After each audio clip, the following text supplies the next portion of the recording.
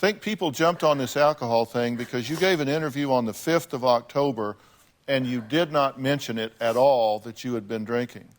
Then no, because it has absolutely nothing to do with her being missing. It's totally irrelevant information as far as I'm concerned. On the 17th, you were asked by NBC, did you have enough to be drunk? And you said, I don't know that alcohol changes a person enough to do something like that.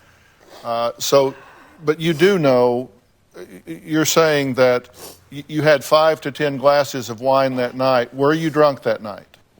To me, more than 2 drinks in an hour means you're drunk. Okay, but yes. So you were drunk. She dropped a couple of bombshells speaking with NBC News. The first one, probably most importantly, that she admits she was drinking that night and in fact says she was drunk when baby Lisa went missing. Were you drinking that night? Yes. How much? Enough to be drunk. So you were drunk. Mm-hmm. A lot of people are going to say, Deborah, you were drunk that night. Is there any chance you did anything that hurt your daughter that you're just not telling us? No. And if I thought there was a chance, I'd say it. No. I don't think that alcohol changes a person enough to do something like that. A lot of people have been asking whether you were drinking a lot that night and whether that might explain something here. Doesn't explain anything because I had nothing to do with anything. Were you drinking a lot that night? I was drinking, but it has nothing to do with my daughter's disappearance. Not only does Deborah Bradley admit that she was drunk on the night in question, she also told America Live that she was taking prescription medication at the time. She was sleeping. You know, I don't see the problem in me having my grown-up time. You know, when you're the mother of an 11-month-old and you acknowledge that you've gotten drunk, possibly even blacked out, and you say it's because anything after dark is your grown-up time, in my book, you're hurting your baby right there. Let's talk about the wine. How much did you consume that day? I had several glasses of wine.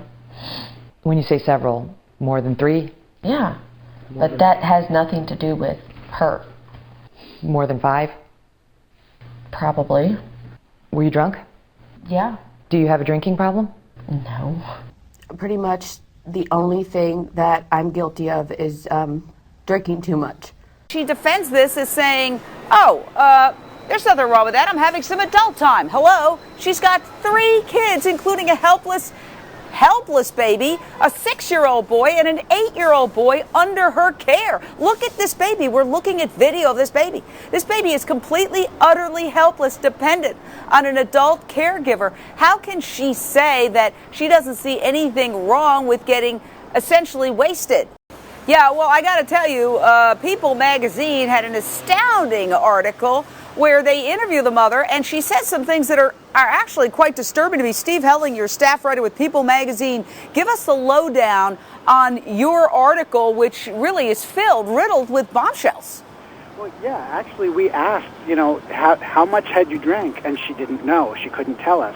And so we said, was it more than 5 glasses of wine? She said, yes, it was. And so the reporter said, is that a problem? I mean, you were drunk. And her answer was, well, I don't have any problem with having alone adult time. My baby was sleeping.